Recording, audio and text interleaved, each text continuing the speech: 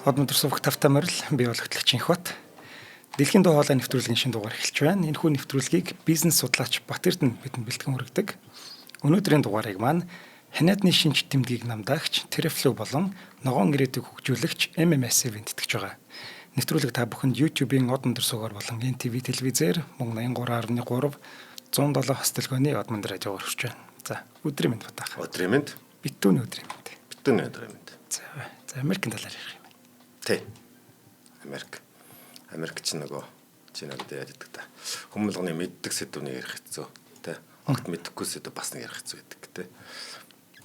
Хятад Америк гэсэн сэдвүүдээр дандаа нэг мэддэг сэдвүүд яриад байгаа.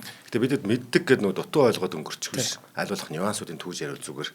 Тэгээд дараагийн улирлууд дээр нөгөө өмнөх ерөнхий ойлголтуудаа задлаад яриулах зүгээр санагдаад байгаа. Мэдээж нөгөө ярилцах цаг маань бага учраас тийм ээ. За энэ удаагийнхаар юу гэвэл бидэд Америкийг арчилсан улс, арчлалын түүчээлэгч, хувийн хөвшлийг одоо дээр залдаг гэх юм да тий. Хувийн хөвшил хамгийн супер гэдэг хэд барууны ч гэж ярьдаг юм уу тий. Эрхчлөө нэтэр. За эрхчлөө гэхэл манайхан бас яриад ч нөгөө мандах эрхчлөө гэдэг байгаа тий. Мандан бадрах. Энд бүр доошоо орохч эрхчлөө байгаа. Эрхчлөө гэдгээ хоёр талтай. Манайхан ойлгохдоо зөвхөн сайн талыг яриад байгаа юм. Муу юмаа хөгжүүлэгч эрхчлөө байгаа. Тэгэхгүй энийг сорчлоод ялгахчих юм бол бас болохгүй байгаа. Эрхчлөө чинь энийг хийх чинь эрхчлөө олгоно, энд нь эрхчлөө олохгүй гэх юм бол үндсэн эрхчлөө гэдэг ойлголт алдчих гээд байгаа учраас ингэж явд юм шиг байгаа. Гэх мэтээр иймэрхүү ойлголтуудаа ярих юм. За Америкийг одоо яг юу хөдөлгөж байна гэвэл бид саяны битэрийн дурдсан хувийн хвшил, хувь хүн компани хөдөлгдгөө тий. Гэх ойлголтыг яагаад тэгдэг болсон гэдэгт нь ярих юм.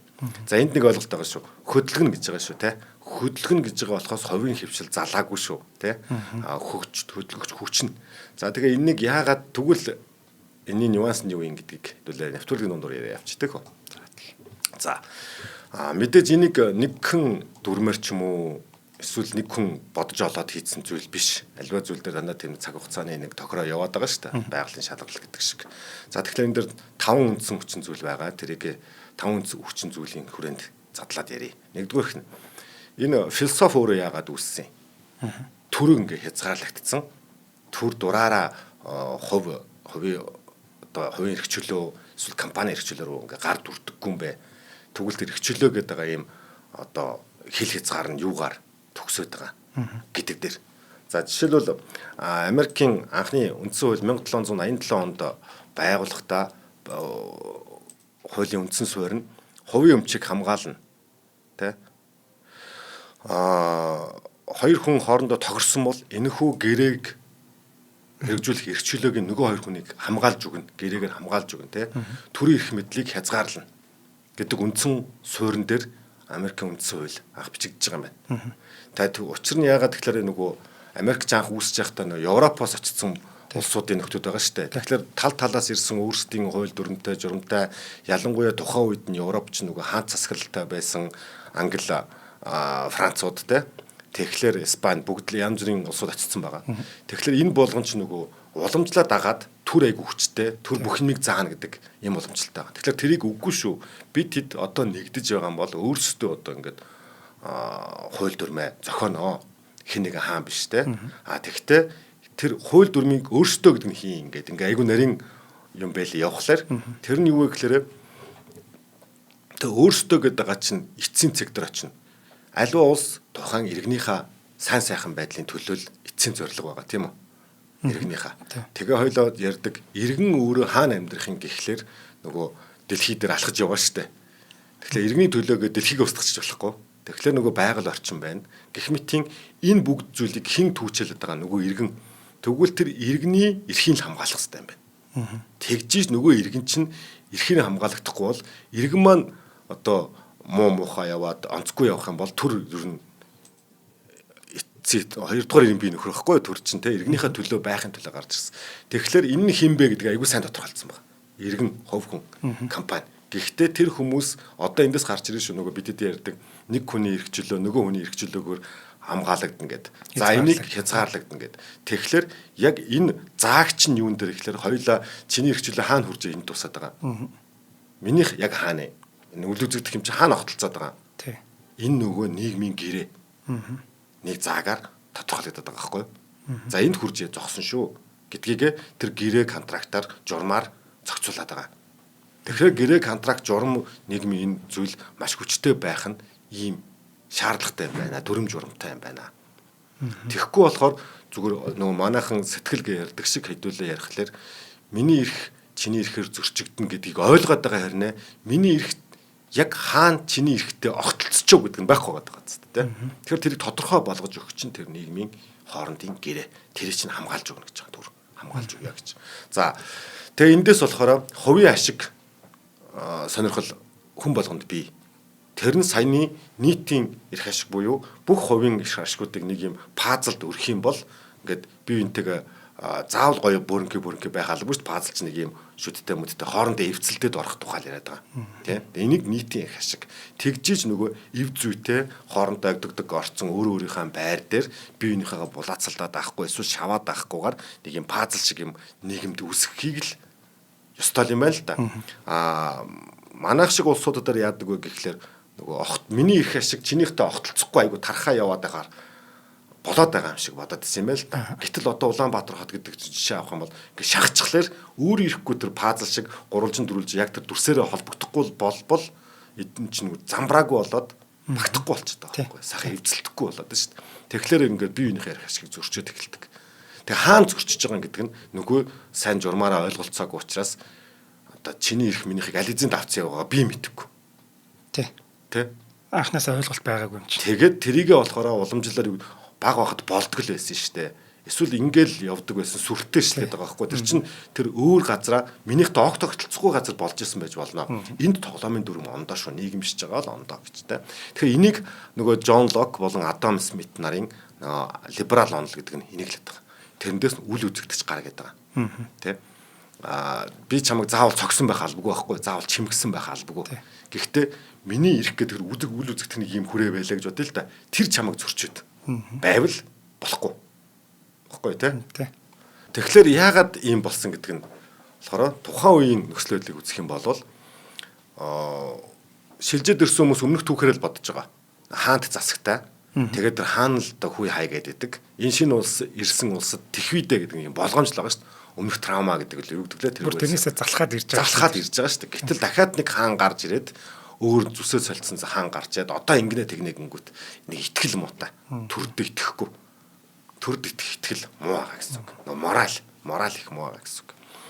За дараагийнх нь болохоор энэ хитрхи нөгөө баруун зүүн эрэг хойд өмнөд гэдэг энэ Америк ч өөрөө нөгөө Монгол шиг хээр тал говь цөл тэ уулархаг гэдэг нөгөө өөр амьдралын хэм маяг та ийм бүсүүдхгүй цагийн зөрүүтэй тэ хүүтэн халуун хуурай жигтэй янз бүр байгаа. Энэ болгоны амьдралынх нь нөгөө амьдрах прогресс чинь өөр үстэй шаардлага нь өөр ихгүй. Тэгэхээр тэрийг нэг хүн бодож жагаад айгүй ухаантай байсан ч гэсэн алдаатай хийх гэдэг байгаа байхгүй юу. Тэгэхээр нөгөө 13 муж тус бүр өөрийн эрх ашигтай тухайн үедээ тэгээд энэ эрх ашигуудыг хамгаалах ёстой юм байна. Улс муж дүүрэг тэгээд компани хувь хөнгө иргэн хүртлээ энэ чинь бүгд өөр юм байна гэдэг дээр энэ хуулийг гаргаж ирж байгаа.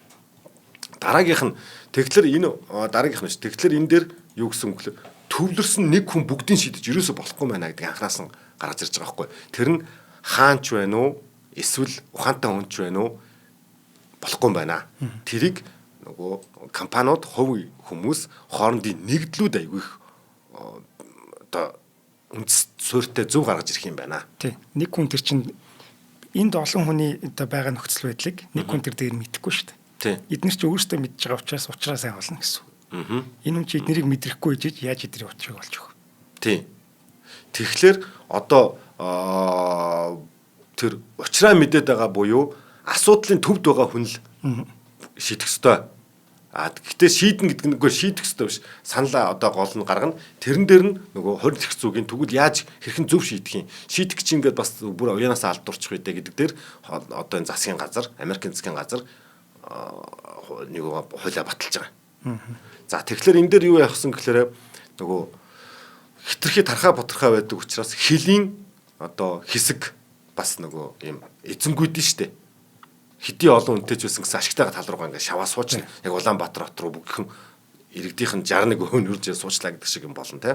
Тэгэхээр тэгсэн тохиолдолд яах вэ гэхээр нөгөө задрал бослого өөрийнх нь нэмийг шидэхгүй байгаас болно. Дээр нь эзэнгүүд нь тэнд гадны халдлагууд хурж ин гэдэг юм бодит эрсдэлтэй байсан болохоор ерөөсөө өөрсөнд нь тэр юмнуудын эрх мэдлийг үгүй. Өөрийнх нь эрх ашгаа хангаж чадах, өөрийнхөө асуудлыг өөрөө шийдэж чадах тийм дэд бүтцүүд бий болчих юм бол тэр хүмүүс тэр хязгаарлагдмал үгүй алдагдмал тэр газруудаа өөртөө эзэн болоо суух юм байна. За яг ийм юм болж байгаа те.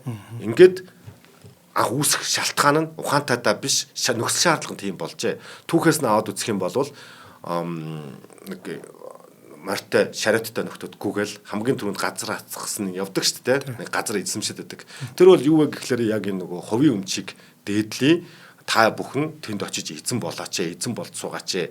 Нэгэнт эзэн болоо сууж байгаа бол наана газартаа тохиромжтой юм одоо манайх үхэр маллаа гэдэг имийг төрөөс гаргахаас илүүтэйгээр нөгөө эзэн болсон хүн чинь миний газар шорооч нь үхэр маллахад тохиромжтой байна уу, хонь маллахад тохиромжтой байна уу? Эсвэл ерөөсөө мал аж ахуй биш газар тариал эрхлэхэд тохиромжтой байна уу гэдэг чинь явцын дунд шалгараад гаад ирэх байхгүй юу? Тийм байна. Тэгээд тэрий чинь харин арай чамаа хөдөлмөр ороод баг тэ хоромсоо хуйхлан байж арай чамаа нэг тариалантай болоод овоогоо хийж яхад нь гинт за наатха инквата өгөөрэй Бат Эрдэнэ очиж байгаа учраас Бат Эрдэнэ талын өг гэдэг юм байж болохгүй гоц та тий. Тэгэхээр инкват тэнд хамаг эхнээсээ ахуулаад зөвч бай бурууч бай тэнд зарцуулсан мөнгө төгрөг цаг хугацаа оюун ухаан сэтгэл зүрх энэ бүгдийг нь оруулсан бол тэрийг нь өөрт нь хадгалж өгөх ганц зүйл чинь тэр өмч гэдэг ганц зүйл байгаа. Тэр түрээс байх юм хэсэг хугацаанд дуусчих гээд байгаа байхгүй. Тэгэхээр өмчийг ерөөсөө хамгаалж өгнө. Тэгэхээр тэр дотроо харин нэг кобой мобой үедээ бол гадны халдагч ирэх юм бол өөрөө хамгаална тэр өмчөө. Бас би өмнөөс нь гүйж хамгаалаад байхгүй. Тэ ерөөсөө тэр эрхийг нөгөөд байгаа. Эрх. Тэгэхээр тэрийн ганц 2 цайны кобой хүн алаад нөгөө хашаанд орж сууны буутчихж байгаа гэдэг дээр нь дөрөөлөл мэдээ сайн муу зөндөө тал байгаа. Нийт дүнгээрээ тэр өмчөө хамгаалах нь юусан маш сайн гэдгийг л гаргаад ирж байгаа юм тийм ээ. За ингээд явж байгаа. Тэгээд энэ дээр нэрэн юу болсон гэхээр энэ Homestead Act гэж юм гарсан. 1862 онд саяны газрын эзэмшигтэй холбоотой. Газрыг хий эзэмшиж чадах уу? Яг саяны ярьсан. Тэр газрыг минийх гэж ботсон цаашдаа хөгжүүлсэн дараа хинч ирээд авахгүй гэж ботсон итгэл үнэмшилтэй хүн л хөгжүүлэх юм байна л да. Өөрийнхөө имийг л өөрөө хөгжүүлнэ шүү дээ. Тийм. Хүний имийг бол хөгжүүлэхгүй шүү дээ. Тийм. Дээр нь энэ дэр хүний миний гэхээс лүүтэйгээр нөгөө нэг үг хэлцүүг байдаг шүү дээ. Уугуулууд бол нутагтай хайртай байд юм аа. Суугуулууд хизээч хайрладаг юм гэж. Гайхаас илүү хайрладаг гэж алдартай үг байдаг те. Тэр юу гэвэл тэр хүн тэнд өнөөдөр ирээд дөнгөж өнөөдөр тугаа атгсан байж болно. Гэхдээ уугуулууд аятаа тэр газраа хайрлах байхгүй. Ирээдүйн минийх юм чинь. Миний бүр үр хүүхэд хэдэг удмаараа дамжих учраас. Гэтэл яг эсрэгээр удаад үзээрэй энэ сонсогч хоёлаа ч гэсэн үзье.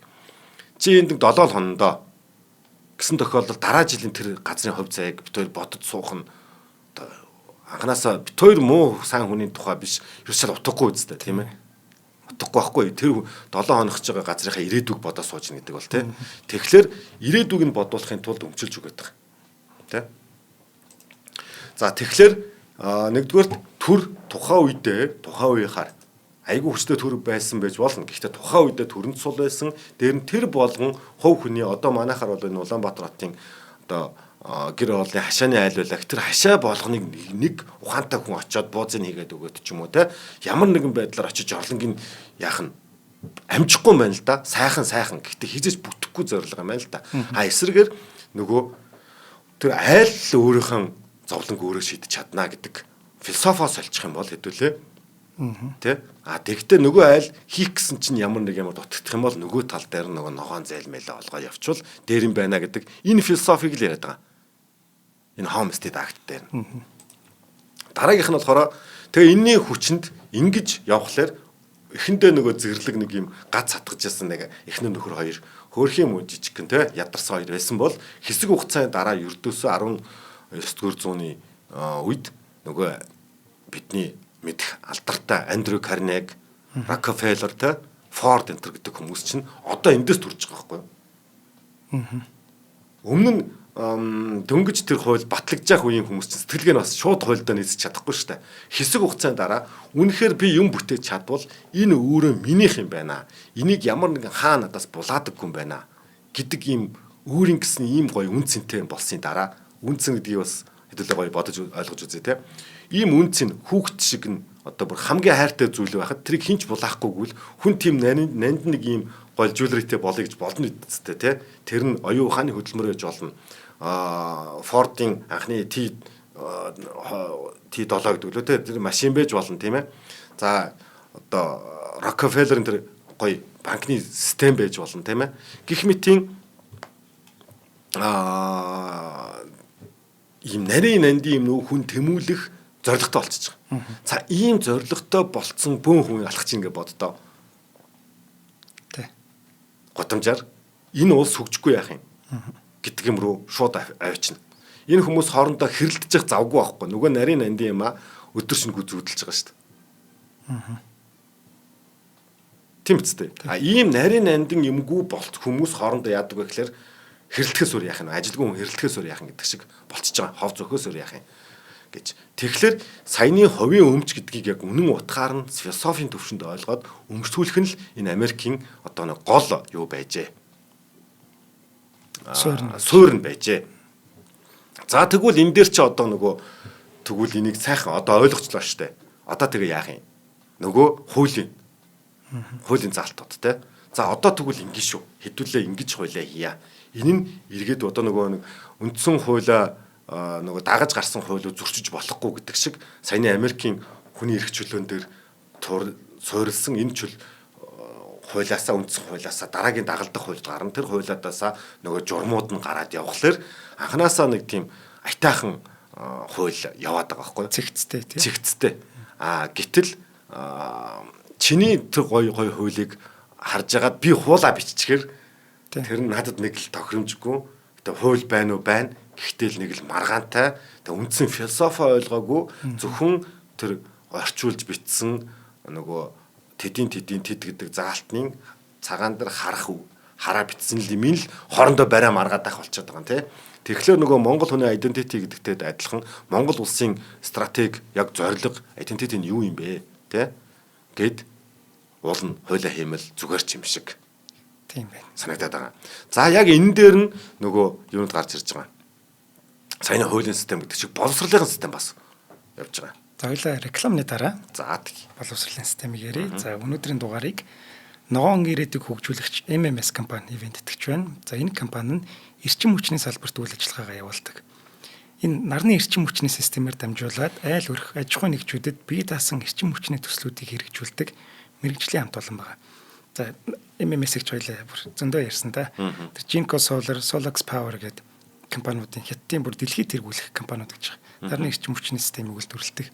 Энэ яг дэлхийд тэргүүлэх гэхээр хятадчин анх ер нь бол ингээд юмыг хуулбарладаг байсан гэж хоёлаа дөрөвний дугаар дээр ярьж ирсэн. Тэрийг хөгжүүлсээр байгаад одоо нарны эрчим хүчний системээр дэлхийд бүр ингээд цойлцсон одоо бараг тасарж штэ нэг тий. Тэр үйлдвэрүүдийнх нь хамгийн лаг үйлдвэрүүд нь гэсэн. Тэднийхээс яг одоо тэр бүтээгдэхүүнүүдийг оруулж ирээд албан ёсны дистрибьюторээр ажиллаж байгаа. За тэгэхээр албан ёсны дистрибьютор гэдэг бол ерөөсөө шууд л тэр үйлдвэртэй шууд харьцаж байна л гэж ойлгож байна. Тэгэхээр нэг баталгаа хугацаач гэдэг юм уу дараа нь засвар үйлчлэгээч гэдэг юм уу тэр юм нь ерөөсөө шууд нэг үйлдвэрийн тэр баталгаатайгаа ирж байгаа л гэсэн үг байхгүй. Тэгэхээр ард иргэдээ бас уриалмаар байгаа юм. Хэрвээ бид нарны эрчим хүчний системээр одоо цахилгаанаа шийдээд за түүгээрээ дамжуулаад дулаанаа шийдээд ингэж явж чадах юм бол ядчил одоо Улаанбаатар хот маань утаагүй болох нь. Утаагүй болох бүрэн боломжтой байгаа юм билий. Тэгэхээр би энэ MMS-ийн тэр өөрөө авг энэ яг үйл ажиллагаагаа тохирдог их гоё компани гэдэг зөндөө магтсан да. Ер нь магтаад ч баршгүй ийм та компани байж байгаа. За тэгээд энэ компани маань манай өнөөдрийн дугаарыг ч манай хот мөндрийг ер нь дэмжиж ажиллаж байгаад маш их баяртай. Тэгээ энэ дэр бас нэмж юм хэлмээр санагдлаа яг тоо баримттайгаар. Жишээлбэл шалтгаантайгаар. Манай Монгол улс нэгдмэл системтэй дулаан цахилгааны. нэг том үйлдвэрлээд бус руугаа өгдөг социализм системээс уламжлаад ирсэн байж л байгаа. Гэтэл одоо нөгөө 5 дугаар цахилгаан станц 6 7 8 гээд 10 цахилгаан станц барьлаа гэж бодоход нөгөө тэр чинь түгэж байгаа түгэг сүлжээний дэд бүтц маань өөрөө ачаалаад аахгүй байхгүй юу? Тийм ээ. Тийм одоо цоргон жижигэн л гэсэн үг шүү дээ. Одоо нөгөө юуны арзат эсвэл урцгаж улааслаа штэ. Улаас чинь хичнээн юм залгах нь гой тоон төхөөрөмж авлаа эсвэл цаанаас нь хичнээн гоё цахилгаан станц байлаа гэд тэр урцагч чинь даахгүй байхгүй тийм ээ. Тэгэхээр энийг яаж одоо ирээдүйд дараагийн тэр гоё хөгжил рүүгээ явах гэхээр нөгөө тархмал дэд бүтц суурь буюу тэр бүгдийн чинь нэг цэг нь өөрөө тэр айл болох юм. Жишээлбэл 100-гийн ачаалттай байлаа гэж бодоход одоогийн байгаараа 70% хариуцаад 30-ыг нь одоо саяны цэрэг төрчим мөчөд айл болгон явчих юм бол одоо нийт хоёулангийн гардаг тогныхаа 30%-ийг өөрсдөөсөө ядаж гаргачих юм бол тэр сүлжээний ачаал чинь багасаад ирэх нэ. Дээр нь тэрийг хэрхэн ачаалах вэ нөгөө айл болгон дахиад дотроо зуух биш саяны цэрэг төрчим мөчээр явуулчих чигээд олон талт юм байвал одоо яг үнэндээ отоогийн нөгөө шийдэл нь тэр юм байгаа шүү те. Тэнд зөв энд зөв гэ сая хоёул ярьлаа. Тэр хууль улсын хууль айгуу гоё байсан байна гэ манай хуулах биш яг дотоодоос өөртөөс нь ургаж гарсан шаардлага нь саяных тийм байх та. Тийм ээ те. За баярлалаа. За баярлалаа. За тэгэхээр дараа нь энэ бүгд чинь их сургуулиудаар дамжаад олон жилиг үсгийн хэрээр нөгөө саяны философч нь тухайн иргэдийн соёлыг бий болгоод байгаа. Нийтлэг соёлтой болох нь шүү дээ. Хин ч хаад ойлгодог. Тэрийг заавал тайлбарлаад байхгүй. Жолооны шалгалтыг уншаад байх албагүй. Гэхдээ нийт нийгмийн соёл нь тийм болоод төлөвшчин гэсэн үг. Тэр нь юу вэ гэхээр нөгөө risk taking culture гэдэг байгаа. Эрсдлийг өөрөө хүлээж авдаг. Энэ бол миний л хариуцлага. Миний үлсэж байгаа бол миний л асуудал. Хорон даргын асуудал биш шүү гэдгийг нийтээр ойлгочихж байгаа байхгүй юу? Одоо бол манайх ойлгохгүйгээр гэхдээ сонссон байгаад байгаа. Сонссон ч гэсэн нэг ойлгохгүй. Зарим сонсоочгүй явж байгаа. Чиний үлсэж байгаа чиний асуудал гэхэлэр ямар муухай чи яга намайг тэжээхгүй байгаа гэдэг. Бүр ийм тэгэхээр калчрын хувьд бүр ийм ондоо байгаад байгаа шүү те. Тэгэхээр энэ дэр айгүй ойлгомжтой. Америк болохоор юу гэж энийг хэлсэн гэд хохин гэхгүй байгаа. Одоо энийг чинь хүмүүс говь байлна. Америк хохин гэж хайдаг гэд. Үгүй амжилт бол гаргавал чиний амжилт мөн. Алдаа гаргавал харин энийг алдаа гэж яг нь энэ бүх нийтийн бидний туршлага гэж тайлбарлаж байгаа байхгүй юу? Юу гэсэн үг вэ? Альва нийгэмд алдаатай оноотой зөндөл юм байгаа. Алдаа гаргалаа тэр алдаа гаргасан А гэж хүнийг нийтээр бүүлийдэх биш. Харин бусдууд нь ийм алдаа гарах нөхцөл манай хууль дүрм журамд шин технологи цаг үеэс болоод үүсэт эхэллээ. Тийм учраас хуулиндаа ийм шинжилэлт хий гэдэг туршлага болгож хүлээж авдаг юм байна. Зүйтэй. Тэ нийгэм болвол тэрнээс нийгмээрээ тэрийг цагдаа болоод мөрдөн байцаагч болдоггүй юм байна. Тийм багаз. Харин гэхдээ тэр хүнийг тэг зүгээр орхичин гэсэн үг биш. Тэрийг зориултаараа их сургуулаа төгссөн цагдаа магдаа гэд нөхдөд байж байгаа шүү дээ. Тэр цагдаа нь бариадгаараа л барина. Тэрнээс хамаагүй цагдаа мөрдөн байцаагч шүүгч прокурор хоёулаа бишээс хойш хоёулаа тэрний туршлагыг аваад үр хөвгтөдөө ингэж болдгоо юм биш үү? Одоо тэр утас дэлбэрдэг гэж штэ. Одоо яадаг чинь те ингэгээд туршлага болгоод аваана. Тэрнээс биш хорооноос юм тарааж өгөх ёсгүй. Тий. Амжилт харин гаргах юм бол тэрийг харин бусд нь урамшуулах юм байна. Тэр үмит болвол. Тэрний л амжилт гэ бас арай хайчихгүй те. Сайныг ингэж авдаг байх нэ. Энийний хүчинд гэж байгаа. Энийний бүр хүчинд нөгөө өөрөө л явах self made гэдэг байгаа байхгүй. Энэ юмыг өнөөдөр бид мэдж байгаа Bill Gates, Elon Musk, Steve Jobs энэ чинь болохоор үнэхээр одоо өөрийнх нь Steve Jobs-ийн амжилтыг ёстой ямар ч хууль гараад, ямар ч хаан гараад авахгүй байгаа зү. Авахгүй. Тийм ээ. Яг энэ нөгөө соёлыг Америк бол энэ урт хугацаанд бол бий болгож энэ 200 жил 200 жилийн дор. За ингээд хувь хүнийг муу хувь компаниг мөнгийг эрхчлөө гэнтэргээд хитрхи шүтээд байд юм уу гэхээр үгүй. Америкийн төр засаг оролцоо энэ дэр баш бага уу гэхээр үгүй. Маш хүчтэй шүү дээ Америкийн засгийн газар чинь тийм. Яаж тэгвэл хүчээ аваад байгаа юм гэхлээр энэ дэр нэг юм юу зохиосон бодж байгаад. Тэрний үг бол энэ хөдөлгөгч хүч нэг морин тэрэгтэй ингээ бааханд эсвэл нохоо чаргач байж болно эсвэл айгүй олон морь хөдөлсөн тэрэг давхичлаа гэж бодъё. Тэр тэргийг хөдөлгөөд хурдан явж байгаа нөхдүүд нь тэр хувийн хөвшил буюу тэр морд уртлын морд. Тийм ээ. Хурд явах, удаа явах, зогсохгүй тэр. А гэхдээ хизээ зогсох уу, хизээ давхих уу гэдгийг залж байгаа нь дээр нь байгаа эзэн ташвартай түр. Тэрнээс түр өөрөө үйлдвэрлэл дахин хилээд байгаа байлаа. Нэвтрүүлэг дээр би хэлхийг зорж байгаа. Түр үйлдвэрлэл үүсгэхээс гараа таат гэдэг нь тэр явж байгаа үйлдвэрлэл рүү морийнхоо оронд залах гэж байгаа эзэн өөрөө ороод хамгийн түрүүнд нь гүөх гэж оролдвол нохоо чарганы өмнө өөрөө орчоод бусд нохоонууд араасаа дагуулад чаргаач ирэх гэж оролдвол юу н ямар хөгийн болох вэ те. Тэгэхээр түр яг ингэж л болохгүй гэдэг. Бити ингээч. Тэр давхихыг чинь тэр хувийн компаниуд шийднэ.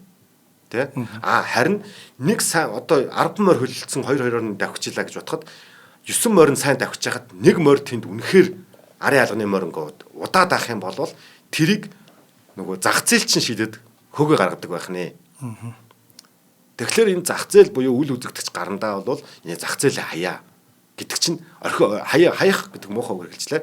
Тэрийг тэнд нь өөртөө шийдүүлээд орхио гэдэг нь л айгүй чухал байгаа. Тэгэхээр энэ зүйрлэлээр бол тэр хувийн давхиж яваа мордыг түр хашаад урдуур нь өөрөөсөө ороод эсвэл хүүхдээ нэг морных нь оронд бити хөллөөдөө найз нөхдөө те тэр компаниар л хаяа орхиол гэсэн үг. За тэгэхээр энд саяны регуляшн буюу саяны зохицуулалт гэдэг юм орж ирж байгааз зохицуулна. Компаниуд нь гадны нөлөөнөөс мордон давхиад үргэхлээр яадаг вүлээ? Нөгөө хязгаарлагч хийдэг гадны юмнаас үргэлэхгүй гэдэг мориндоо. За яг ийм хязгаарлалтуудыг хийж өгнө. Зохицуулалтуудыг хийж өгнө. Дүрм журмаараа. Тэрнээс тэр морины оронд өөрөө орох ерөөс ёсгүй. Дараагийнх нь за энэ дээр нэг морь дэг ивдээ давхаад байна шүү дээ. Бүр ерөөс үгэнд орохгүй. 9 морины ийшээ тэгээд бидний зорих явах зам тийшээ байж тал гой замаараа давхичихгүй, улсын бодлого чиглэлээр явчихгүй ингээд ганцаараа ийшээ гаргаад давхичих гэдэг байвал яах вэ? Энийг монополи эсрэг хуулиар зохицуулж байгаа. За монополи эсрэг хууль гэхэлэр манайхан яг энэ дээр нэг алдаа бүр зөрөөдөө тайлбарлаж байгаа шүү. Тэр нөгөө антитраст хууль гэдэг байгаа лоо.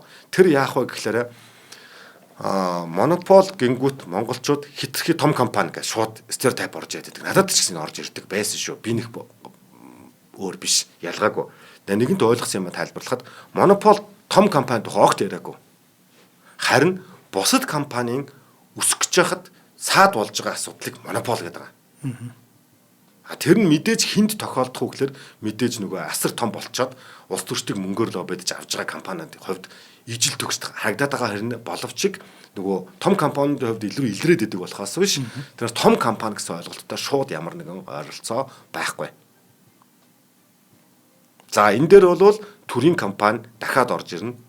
Яг дахиад нь орж ирнэ. Төрийн компани одоо мөнгө цэлмэг гэртед хэлнэлээ талах өртөх нь 2500 байхад за 2000 байхад төрийн компани 1500-аар тарааж эхлэх юм бол одоо нөгөө юу хийж байгаа байхгүй юу? 500-гийн хүчээр нөгөө зах зээл унгааж байгаа байхгүй юу? Тий. Хинч 2000-аар талах үйлдвэрлэлчээд 1500-аар зардаг зах зээл рүү орж ирэхгүй. Хэсэг хугацааны дараа Монголд тэр улсад талах үйлдвэрлэж чаддаг хүн бүр байхгүй болох байхгүй.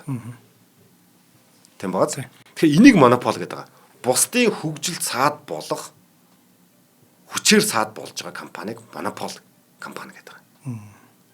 Тэгэхээр энэний эсрэг за тэрийг хэн хийж чадах вэ? Одоо Монголд бол жишээ авахад төр хийж чаддаг байгаа байхгүй. Хүчээр. Тэ.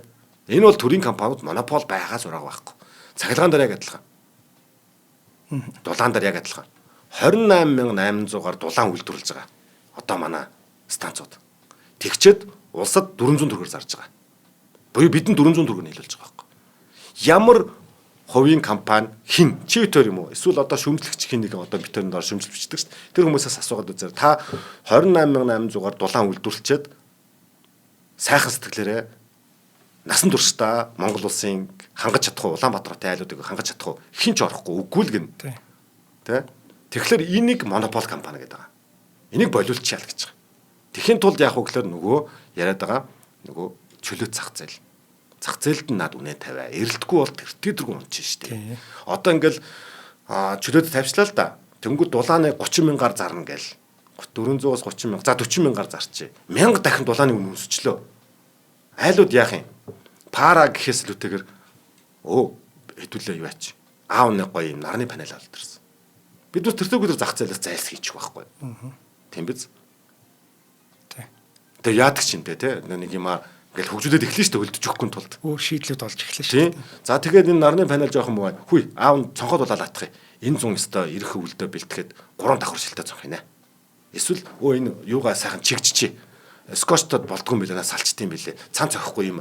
Юу энэ үр дүнд нь юу болж байна? Саяны энэ олон оролдлогууд ч өөрөө хөгжлийг бий болгоод байгаа байхгүй. Тэгэхээр энэ монопол компани гэд хин нэгний тухай яриад байгаа юм биш юм байна. Энэ Америкийн хуулийн монополын эсрэг хууль чинь юуны тухай яриад байгаа юм гэхээр нөгөө хөгжлийг сааруулад байгаа зүйлийг эсрэг тухай. Манад болохоор нөгөө шодрог өрсөлдөөн хэрэглэгчийн төлөө газар билүү өмнө байсан шүү дээ. Тэр болоод одоо монополын эсрэг газар гэж байгуулагдсан гэж сая би дууллаа. Тийм үү. Тий. Тэгэхээр би бол голдролдоо орж байгаа юм байна. Тэг сайн юм байна. Тэр монопол нь нийт том улсаараа харж агаад чи үнэхээр улсын удирдагч бүх мэдээлэл дээр сууж байгаа бол манай улсын стратегид энэ нь болохгүй байна, тэр нь болохгүй байна. Манай хоёр хөршийн геополитикт энэ болохгүй байна гэдгийг хэн харж байгаа, төрөл харж байгаа шүү дээ. Бид тэр харж чадахгүй байхгүй юу? Ухаангүйдээ биш мэдээлэл байхгүй байхгүй төрийн нэг аппаратн дээр суугааг байгаа. Тэгэхээр энийг харж агаад үнэхээр тэрнтэй нийцэхгүй байгаа зүйлээ харж чадах нь төрийн л аппарат үстэй. Тэгэхээр тэр төр юу хэлэх үг яг энийг л журамлаад нөгөө зааглаад зохицуултаа хийж явах хэрэгтэй. Тэг нэрээс үлээд нэмэр байсан юм уу? Уу яг уу ядаж нөгөө нэр чинь өөрөө хүнд юу хийх гэж байгаа юм зааж өгöd л шүү дээ. Гэтэл нөгөө монопол эсрэглээд за манай энэ нэг стратеги дээр чинь үнэт зүйл чинь манай улсын үнэт зүйл энэ байхад энэ арай жоохон гажаад байна гэд яг нь монопол эсрэг хууль өмнөх нь болохоор яадаг вэ гэхээр тав санаж ивэл хин нэгэн гомдол гаргахгүй бол тэрийг хэрэглэгчийн эрх ашиг хөндөхгүй байна гэж үздэг. Тийм байсан шүү дээ. Тэгэхээр манай байрны гадаа байгаа дулам эмээгийн түүц нь надтай байнгын маргана. Шодрог өрсөлдөөн хэрэглэгчийн төлөө газар дээр бат болт хоёрын л маргаа яриад байгаа байхгүй юу. Монгол улсын төлөө яах тухай байхгүй. Тэгэхээр одоо нөгөө саяны хоёлынгийн юм дээр нэрнээс ахуулаад хэрэглэгчдийн хоорондын хэрүүл шийдэх газар биш. Харин монополын эсрэг газар буюу Монгол улсын эрх ашигын төлөө хин нэгэн энэ төрийн компани орж байгаа шүү. Төрийн хин нэгэн нөхөр тал ганцаараа үйлдвэрлэж эхлээд төрийн мөнгөөр хямдрал үзүүлээд халамж тараагаад байх юм болохгүй гэдгийг энэ монополын эсрэг газар л байх юм байна. Америкт яг ийм газар байж байгаа. Тэр хуулиа гаргасан те. За хоёул ивент итгэжээ танилцуулъя. За өнөөдрийн дугаарыг маань ханиадны шинж тэмдгийг намдаадаг Terraflow ивент итгэж байгаа. За ханиад томооны анхан шатны шинж тэмдэг буюу толгоо өвдөх, хоолоо өвдөх, нус гоожих, халуурах, найтах зэрэг одоо анхан шатны шинж тэмдэг шууд илрээл эхэлдэг штэ. Тэнгүүд нь шууд Terraflow уучих хэрэгтэй юм байна. Тэнгүүд ерөөсө тэр дороо нам дарагдчихна гэсэн үг. Тэгэхгүй хүндрүүлчээд уухаар бас жоохон юу штэ. Олон дахин олон хоног имчилчээж идэх гэдэг. Практик төр хүмүүс хөвчөн тэгдэг те. Бүр хөвтөж явахдаа бүр халуураа хөвтөж явахдаа уудаг те нэг те. Нус гоожод эхлэхэнгүүт за гайгүй байлгүйтэй гэж хаяад маргааш нь бүр хүндэрсэн үедээ за Terraflow авч уяа гэдэг байхгүй. Тэгээ дээрэс нь Terraflow ч их гоё амттай учраас тэ хүүхэд энэ төр уухад та насны хязгаар байдгүй байх юм чи тэ. Хүүхэд энэ төр уухад одоо амтгүй юм ууж өссөн штэ бид нэр бол. Им уух бол алаан байсан штэ тэ. Одоо тийм байха болчих чинь юм чинь гой гой амттай болоод дотор нь борцог дөрж иддэг болцсон юм байна. За.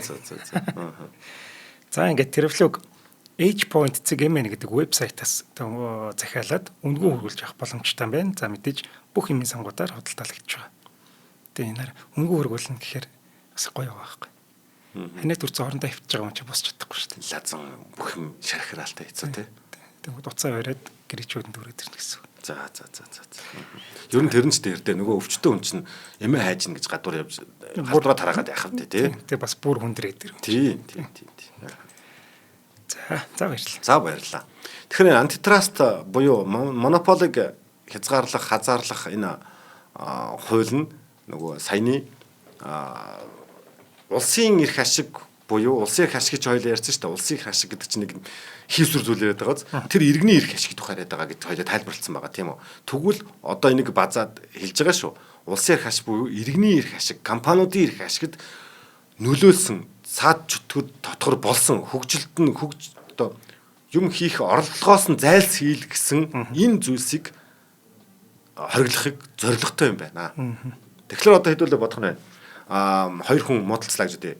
Энэ Инкватын түүц надад гай болоод байна гэд шүгтлээ хоёлаа маргалаа гэж үзье.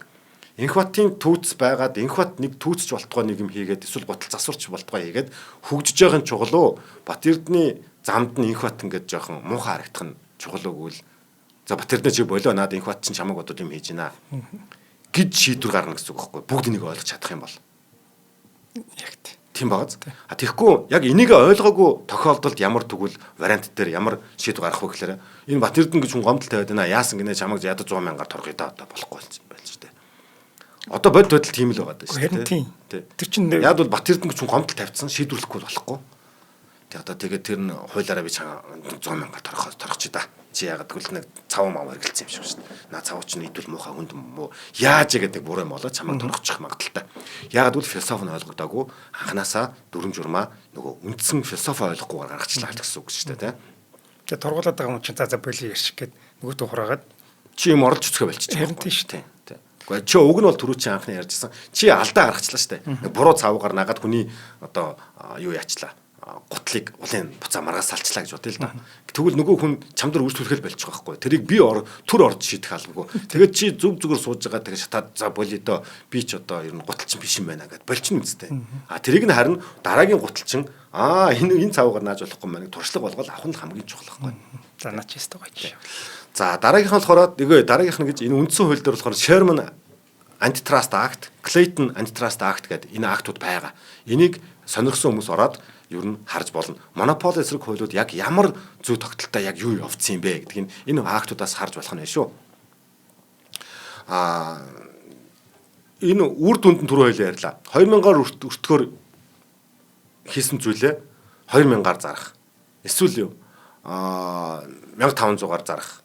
За жишээлбэл энийг бол нөгөө газрын тосон дээр бас их гардаг. Албаар унахдаг. Тэгээ үйлдвэрлэгч өөрөө аюул их газрын тостой хүмүүс газрын тосны үйлдвэрлэлийг зогсоохын тулд явдаг. Газрын тосноос өөр бизнес рүү оруулахгүй байх энтрийг явуулдаг байхгүй. Тэгээ зөндөө акт тавигддаг дэлхий дээр. Тэ? Газрын тосноос өөр юм судалчихлаар миний газрын тос загдахаа байчих гээд байгаа учраас хэсэг хугацаанд өөрийнхөө өртгөөс багаар зардаг. Одоо буруу санаагүй бол Орос жишээлбэл 73 нэг баррел нефт гаргах өртгөн $73 тэрийгэ 46-аар зардаг. Тэгэхээр хин Оросоос өөр хүн одоо газрын тос олборлох юм. Тэгш саяхан бүр тэг рүү ороо өстэй. Тийм. Бүр хасах руу орсон шүү дээ. Авчих юм бол нэмж мөнгөөр орсон тийм. Ковидын үед. Тийм. Яг санаж байна. За ингэхлээр юу гэсэн үг вэ гэвэл өрсөлдөгчдийг байхгүй болгочихж байгаа зү. Би зүгээр л өмнө нь олж авсан давуу ирэхээр өөрөө шатчихжгаад бусдыг хамт шатаачиж байгаа байхгүй. Тийм. Тэгээд шатаад дууссан дэд бүтцийг нь нөгөө дампууруулж жагаад хотлоод авчдаг шүү дээ. Гэх мэтийн энэ зүйлийг хамгаална. Тэр хууль энийг хамгаалах гэж байгаа гэсэн үг. Тэгээ мэдээж чи нөгөө түрүүн гутлан дээр ярьлаа. 2 дахь цавууга наач ууланд тушаад 3 дахь 4 дахь алдаанууд нь хийгээ явжсэн бол 7 дахь дээр 10 дахь дээр гой цавууга олох байсныг нь хэн нэгэн хурж яд гомдлоод чиний инновацийг зогсоочж байгаа бол энэний эсрэг байх нь шүү. Үгүй шүү. Үгүй чи гомдол тавьж болно. Тэгэхээр тэр нь Энхбат чинь манай Монголд илүү байх юм бол Батэрдний гомдлыг үгүй байх гэж хэлэх зоригтой байх хэрэгтэй байхгүй. Зоригтой ч одоо ингээ яг буруу ярих чинь миний сэтгэл зориг мөрөнд ямар ч хамаагүй хуулийн тийм зөв байх хэрэгтэй байхгүй. Тийм зохицуулах хэрэгтэй гэж. Тэгээ энэнийхээ хүчинд бол дэлхийн нийтээр мэддэг стандарт ойл компаниг 1911 онд 34 компани болго задлж ирсэн. Мань хүн хитрхийн нөгөө юу хийгээд байхгүй. Манипулят хийгээд байхгүй.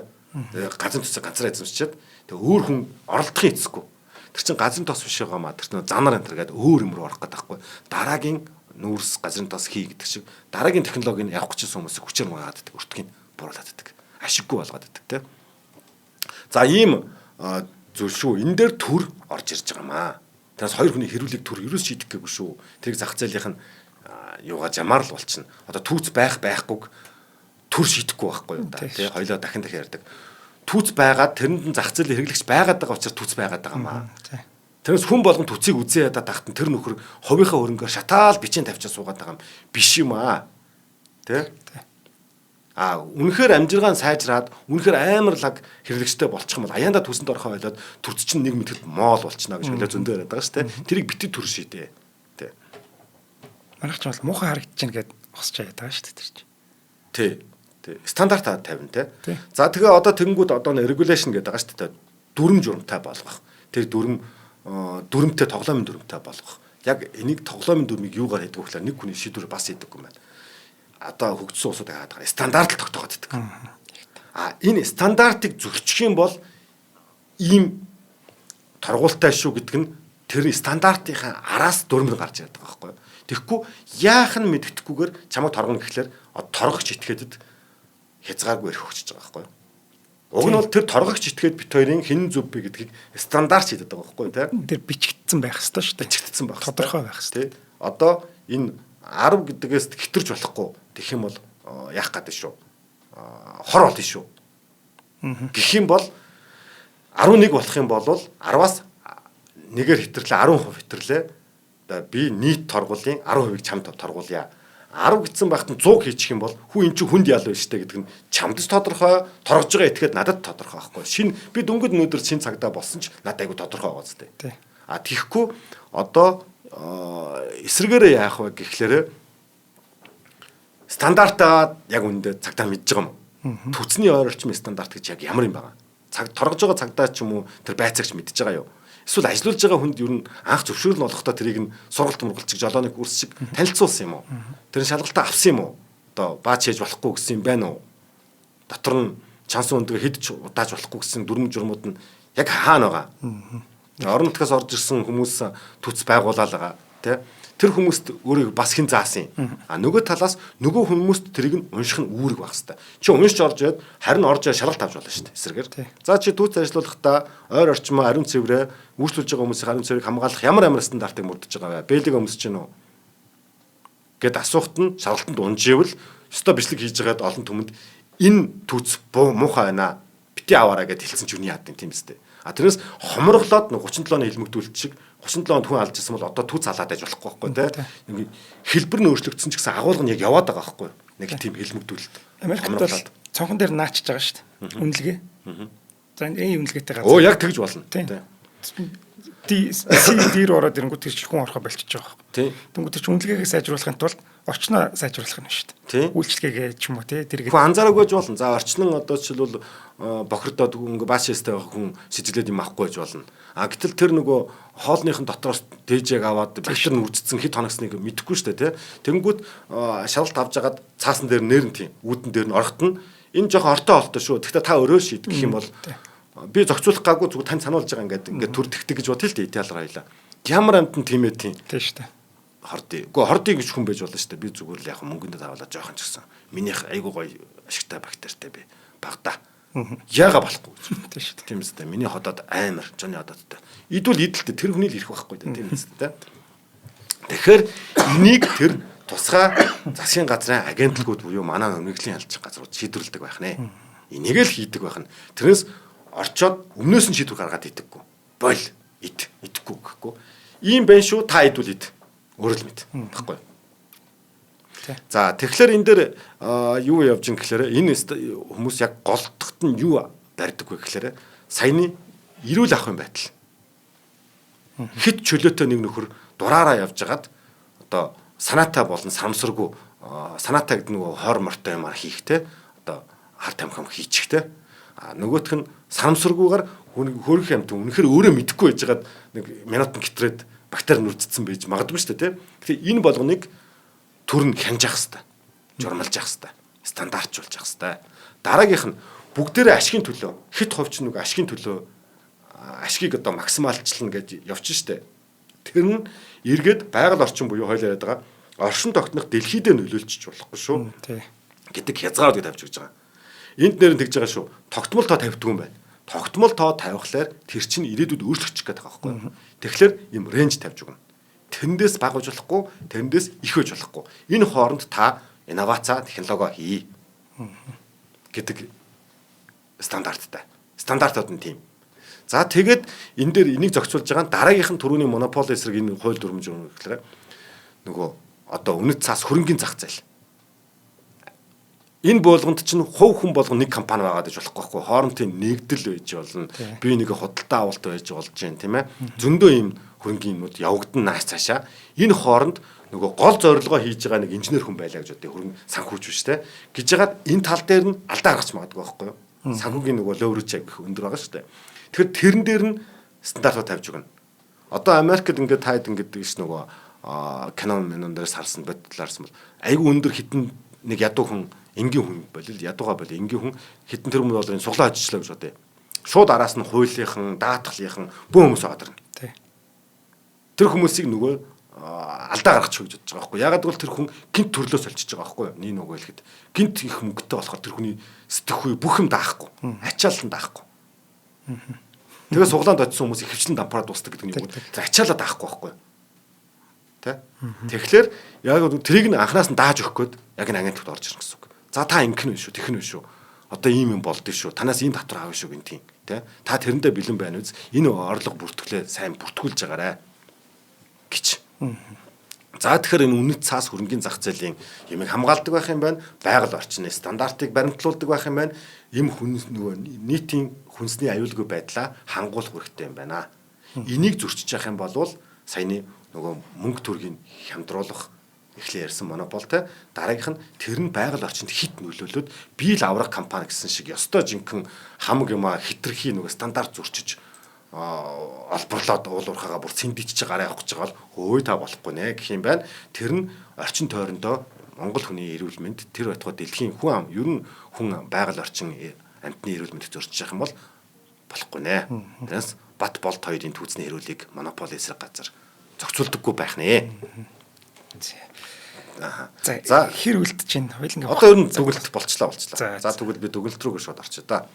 Тэгэхээр инглиш юу гэвэл төрийг сул байлгах гад хувийн компаниудыг дэмжиж байгаа юм биш юм шүү. Тэр маш хүчтэй тэр морио зөв дахиулдуулах одоо эзэн тэ ташуудад гүйж явах тэр эзэн шүү өөрөө. Эзэн шиг бай. Тэ эзэн шиг байна гэдэг нь мориныхоо урд нэг орж оронд нь хөлдөгдөж гүөх адил тийм ээ. Эсвэл тэр морины тэрэгнийхээ дугуй олж эсвэл давхиад битий бай. Өөрөө залдгараа л зал. Тэр морь харин аль хөлөөрөө яаж алхах нь тэр юуны морины асуудал тийм биз юм байна. Дугуунд ирэхийг нь битий заа мориныхаа нөгөө тэрэгнийхээ дугуунд те өөртөө явчнаа. Түр бизнес эрхлэхгүй юм байна шүү. Төрд мөнгийг эргэлдүүлээд байх болохгүй юм байна. Түр зөвхөн стратеги тодорхойлох юм байна. Стратегид очих тэр зохицуулах дүрм журмаг сайжруулад үнэхэр болоод байгааг нь хадгалж хамгаалахдаа л гол анхаарлаа тавих юм байна. Харин хувийн хөвшил яах вэ гэвэл энд байгаа тэр олгосон боломжн төр бити бусад морио уяад байгаатай адилхан одоо ингээд давхиад одоо өөрөө хөгжөөд гүгстэй юм байна. Хувь хүн ч хамаагүй ажлын байрыг бүтээ. Мэдээж тэр төрийг хамгаалж байгаа төрөө хүмүүс төр хамгаална гэхлээр хэлийн сэргээл болоод байдаг те. Саяны бизнесийг ч хамгаалж байгаа энэ бүх бичиг цааст бодлого төвлөрж байгаа хүмүүсийн татварыг төлөө те гэдэг. За яг ийм л загтай юм дээр Америк яг бүр анханасаа философи нь ингээ үүссэн учраас арчлыг түүчээлэгч буюу философи ойлгосон хүн тэр майндсет нөгөө сөүлөө ойлгосон хүн сүнсийн дэж байгаа хүн л одоо тэргүүлэгч байх юм байна шүү дээ. Тийм учраас Америк тийм болохоос биш Америкийг одоо хүчээр муухраар шүтээд байгаа юм биш юм биш үү. Философи нь тэнд байгаа юм байна гэдгийг хэлж энэ дугаар амдарлаа да. За баярлалаа. Харин тийм ээ философийн ялгаа гараад байгаа. Манайх ч юм бол төрийн сүлд өршөөнл гэдэг философитой хүмүүс шүү дээ. Энд болохоор өөр юм байна шүү дээ. Би өөрийгөө өршөөх юм байна. Тий. Төрийн тэр улсын чинь нэг идэсэн чи байхгүй да. Тэр түүцэн дээр уг нь юу стандарт тавьсан юм бэл. Ийм байх хэрэгтэй гэд. Тэрийг хэрэгжүүлээд банкнаас зээл аваад түүц аваад тавьсан чинь шинэ стандарт гаргаад нөгөө төвдөл хор очиж байгаа байхгүй. Тэгээ банкны зээлтэй хүмүүс яах вэ? Төрийн буруу үйл ажиллагаа асуулаад иргэн нөхөрчиж байгаа. Тэрийг бол одоо өстой хэлэхэд миний би хуульч биш. Гэтэ миний мэдж байгаа ганц зүйл бол хэрв төрийн үйл ажиллагаас бол та хохирсон бол тэрийг гаргуулган авах боломжтой шүү дээ. За уг нь боломжтой л байх хэрэгтэй тийм. За баярлалаа Батайхаа. Баярлалаа. За өнөөдрийн дугаарыг маань ханиадны шинж тэмдгийг намдагч Teraflu болон ногоон ирээдүйг хөгжүүлэгч MMS компани бэлтгэлээ. Нэвтрүүлэг та бүхэнд YouTube-ийн од мөндөр суугаар болон NTV телевизээр мөн 83.3 107 сталганы од мөндөр радиогоор хүрсэн. За Батайх сонсогчд маань сайхан шинэлээрэй. Сайхан шинэлээрэй.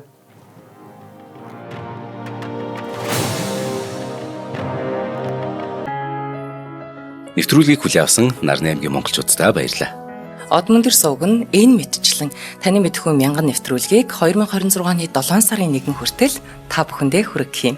Их хэлээрээ шинжлэх ухаан танин мэдхүйг түгээхийн үлсэд нэгтгэх хүсвэл та бидэнд хандив өгөх боломжтой. Жилдээ ганцхан удаа 100 мянган төгрөгөөр биднийг дэмжснээр Шинжлэх ухаан танин мэдхүйг түгээх энэ үйл хэрэг амжилттай үргэлжлэх юм. Од мөндөр нэр дээрх Худалдаа өвчлийн банкны дансага 4191 тэг 4518. Та 100,000 төгрөгөө шилжүүлэхдээ гүйлгээний утга дээр нь өөрийн нэр болон утасны дугаараа заавал бичээрэй. 100,000 төгрөг хандалснаар Од мөндөр сувгийн алтан гишүүн болох юм а. Шинжлэх ухаан, танин мэдхгүй Монголд ялах болтугай.